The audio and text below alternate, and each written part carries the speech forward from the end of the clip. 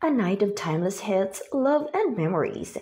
Itong hatid ng legendary singer-songwriters na sina Babyface at Patty Austin matapos pakiligin at ibalik sa memory lane ang Pinoy fans sa pamamagitan ng kanilang sikat na mga awitin sa ginanap na concert sa SM Mall of Asia Arena kagabi.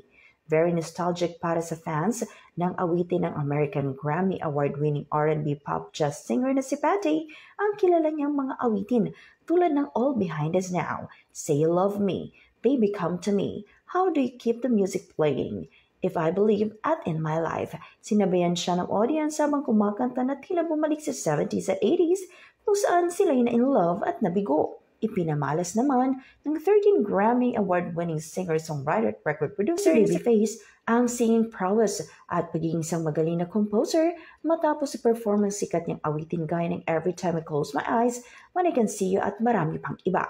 Ginawan din niya ng medley ang ilan sa kanyang kilalang composed songs na inawit ang sikat ng mga awit tulad ng Water Runs Dry at End of the Road ng Boyz II Men, Change the World, Breathe Again ni Toni Braxton, Take a Bow ni Madonna, Superwoman ni Karen White, When You Believe ni Whitney Houston at Mariah Carey na pasok lahat sa Billboard.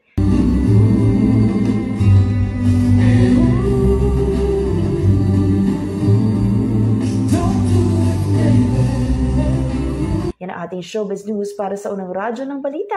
Alex Foraque, Tatak Aramen.